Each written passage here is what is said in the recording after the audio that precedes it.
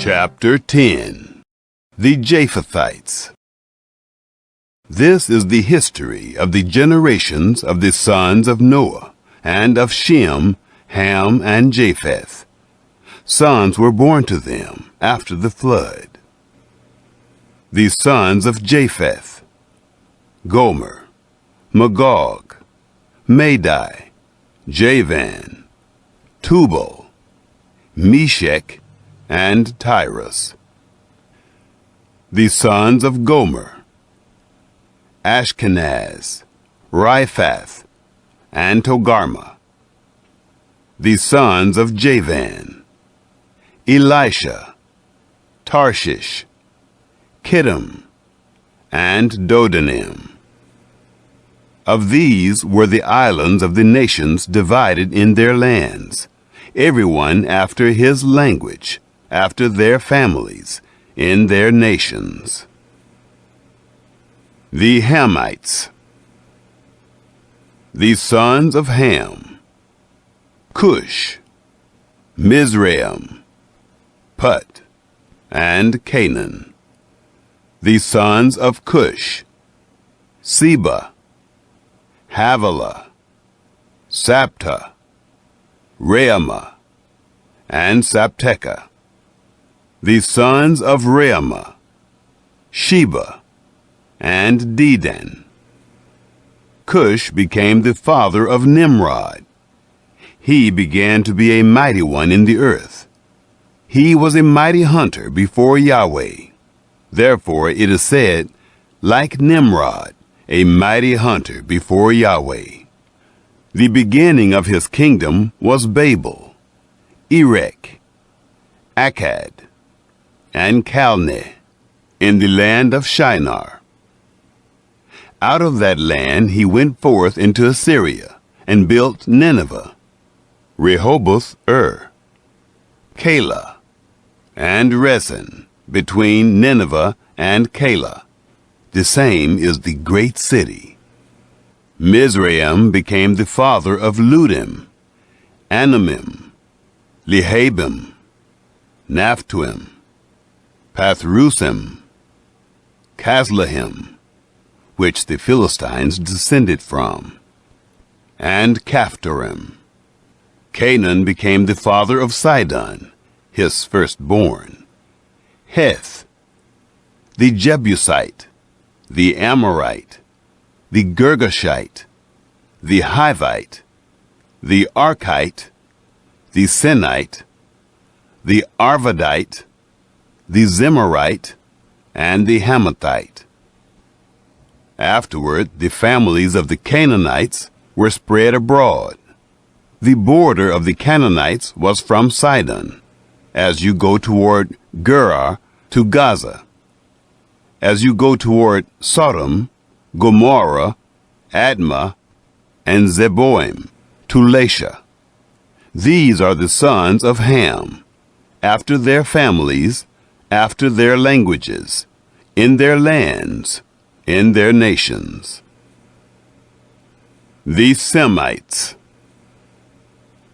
To Shem, the father of all the children of Eber, the elder brother of Japheth, to him also were children born.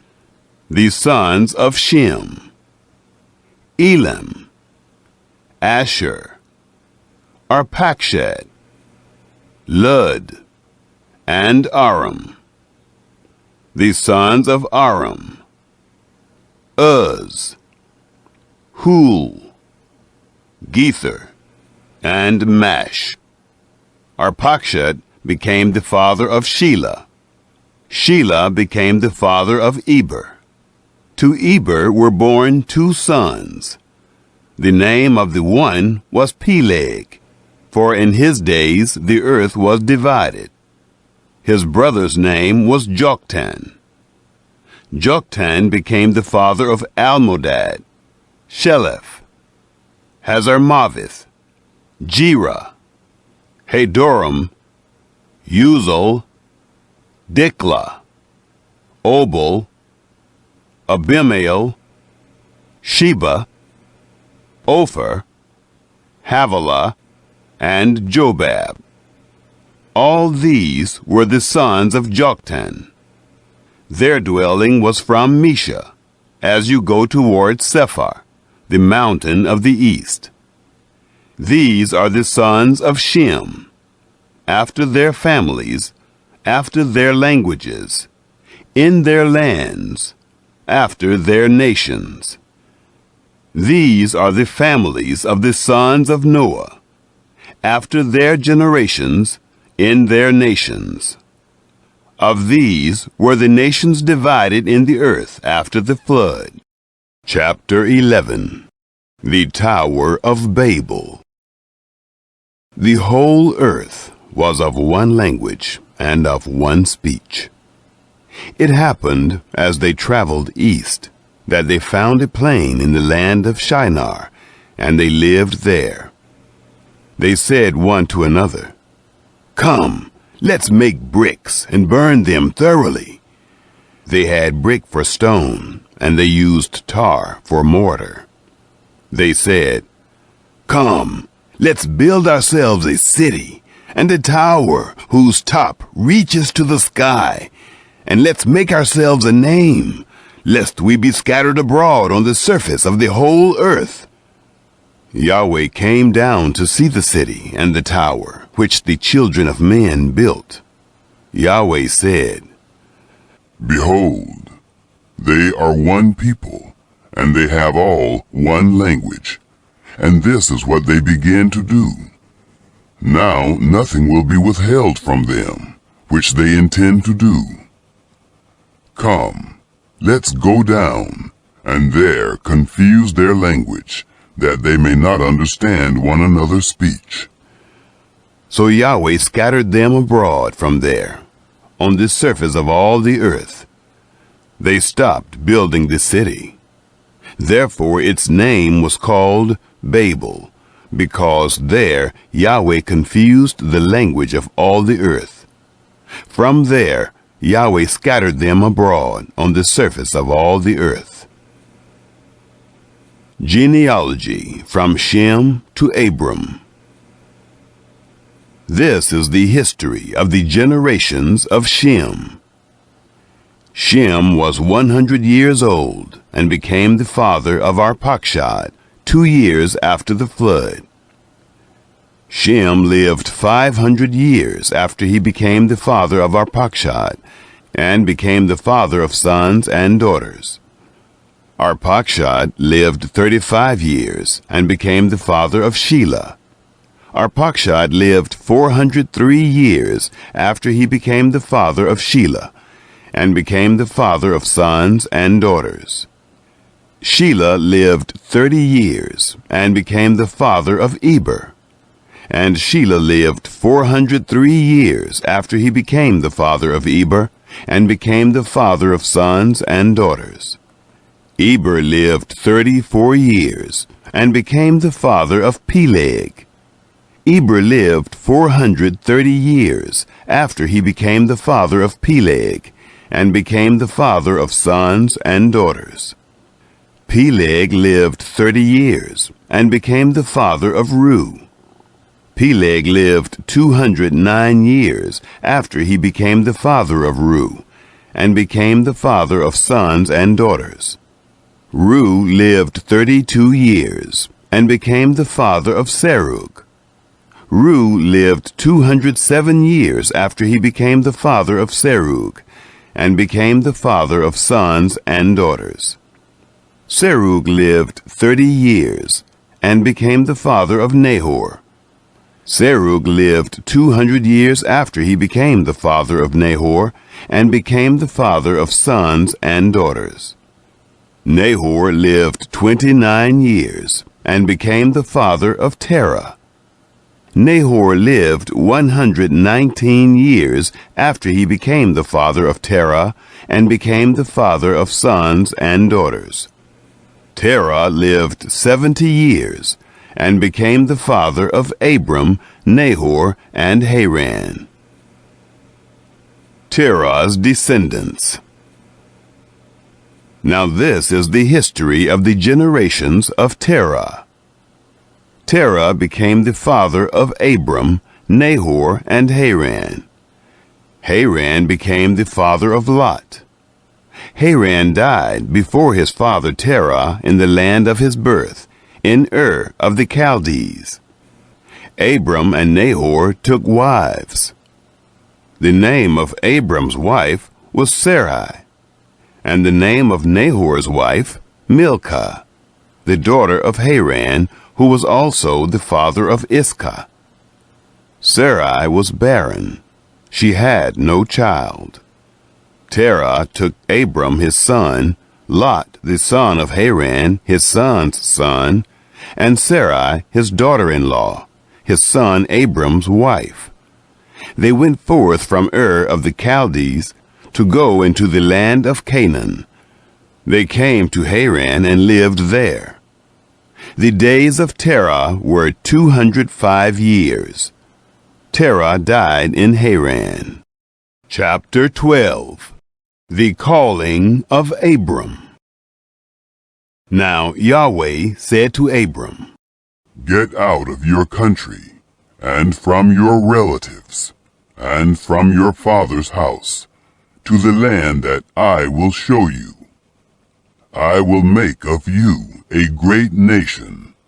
I will bless you, and make your name great. You will be a blessing. I will bless those who bless you, and I will curse him who curses you. All of the families of the earth will be blessed in you.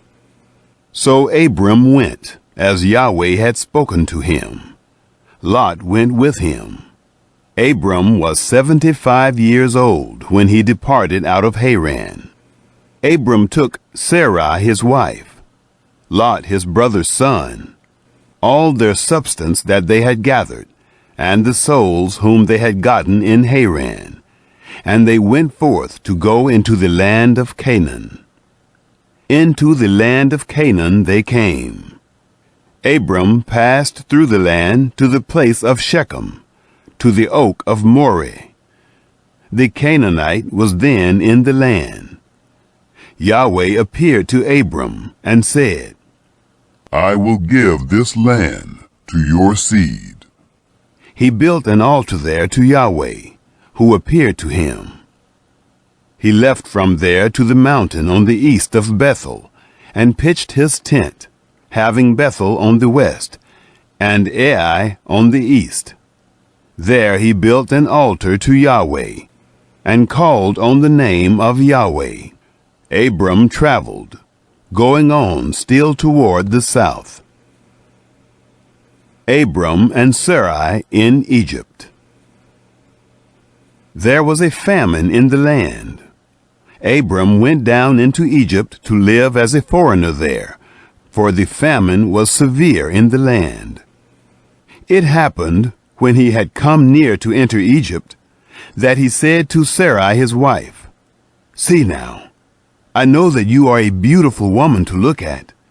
It will happen, when the Egyptians will see you, that they will say, This is his wife. They will kill me, but they will save you alive. Please say that you are my sister, that it may be well with me for your sake, and that my soul may live because of you. It happened that, when Abram had come into Egypt, the Egyptians saw that the woman was very beautiful.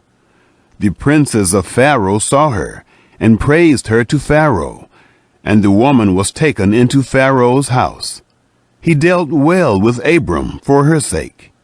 He had sheep, cattle, male donkeys, male servants, female donkeys, and camels.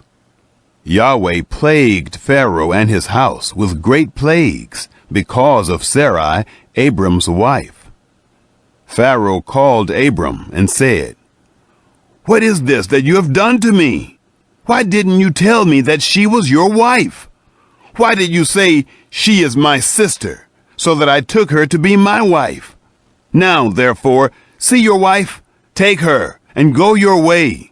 Pharaoh commanded men concerning him, and they brought him on the way with his wife and all that he had. Chapter 13.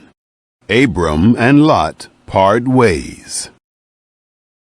Abram went up out of Egypt, he, his wife, all that he had, and Lot with him, into the south. Abram was very rich in livestock, in silver, and in gold. He went on his journeys from the south, even to Bethel, to the place where his tent had been at the beginning, between Bethel and Ai, to the place of the altar, which he had made there at the first. There Abram called on the name of Yahweh. Lot also, who went with Abram, had flocks and herds and tents. The land was not able to bear them, that they might live together, for their substance was great, so that they could not live together. There was a strife between the herdsmen of Abram's livestock and the herdsmen of Lot's livestock. And the Canaanite and the Perizzite lived in the land at that time. Abram said to Lot, "Please, let there be no strife between me and you, and between my herdsmen and your herdsmen, for we are relatives. Isn't the whole land before you? Please separate yourself from me. If you go to the left hand, then I will go to the right. Or if you go to the right hand, then I will go to the left." Lot pitches toward Sodom. Lot lifted up his eyes and saw all the plain of the Jordan, that it was well watered everywhere, before Yahweh destroyed Sodom and Gomorrah, like the garden of Yahweh, like the land of Egypt, as you go to Zoar. So Lot chose the plain of the Jordan for himself. Lot traveled east, and they separated themselves the one from the other. Abram lived in the land of Canaan, and Lot lived in the cities of the plain, and moved his tent as far as Sodom. Now the men of Sodom were exceedingly wicked and sinners against Yahweh. God renews the promise to Abram. Yahweh said to Abram, after Lot was separated from him, "Now, lift up your eyes, and look from the place where you are, northward, and southward, and eastward, and westward. For all the land which you see, I will give to you, and to your offspring forever. I will make your offspring as the dust of the earth, so that if a man can number the dust of the earth, then your seed may also be numbered. Arise, walk through the land in its length and in its breadth, for I will give it to you." Abram moved his tent, and came and lived by the oaks of Mamre, which are in Hebron, and built an altar there to Yahweh. Chapter 14. The War of the Kings.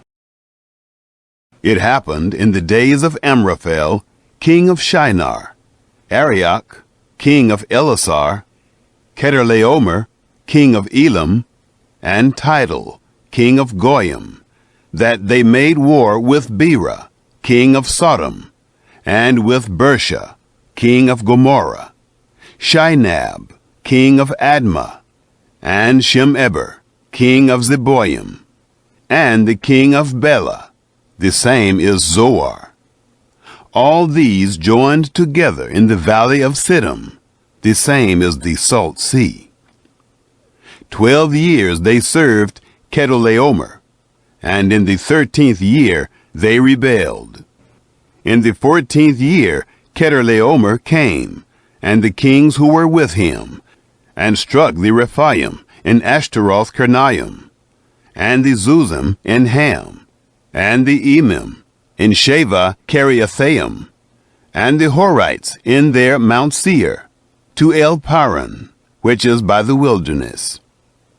They returned and came to En Mishpat, the same is Kadesh, and struck all the country of the Amalekites, and also the Amorites, that lived in Hazazon Tamar, the king of Sodom, and the king of Gomorrah, and the king of Admah, and the king of Zeboim, and the king of Bela, the same is Zoar, went out, and they set the battle in array against them in the valley of Siddim, against Chedorlaomer, king of Elam, and Tidal, king of Goyim, and Amraphel, king of Shinar, and Arioch, king of Elasar, 4 kings against the 5. Lot seized by the 4 kings. Now the valley of Siddim was full of tar pits, and the kings of Sodom and Gomorrah fled, and they fell there, and those who remained fled to the hills. They took all the goods of Sodom and Gomorrah, and all their food, and went their way. They took Lot, Abram's brother's son, who lived in Sodom, and his goods, and departed. Abram rescues Lot. One who had escaped came and told Abram, the Hebrew. Now he lived by the oaks of Mamre, the Amorite, brother of Eshcol, and brother of Aner, and these were allies of Abram. When Abram heard that his relative was taken captive, he led forth his trained men, born in his house, 318, and pursued as far as Dan. He divided himself against them by night, he and his servants, and struck them, and pursued them to Hobah, which is on the left hand of Damascus. He brought back all the goods, and also brought back his relative, Lot, and his goods, and the women also, and the people. Melchizedek blesses Abram. The king of Sodom went out to meet him, after his return from the slaughter of Chedorlaomer, and the kings who were with him, at the valley of Shaveh, that is, the king's valley. Melchizedek, king of Salem, brought out bread and wine, and he was priest of God Most High. He blessed him, and said, Blessed be Abram of God Most High, possessor of heaven and earth. And blessed be God Most High, who has delivered your enemies into your hand.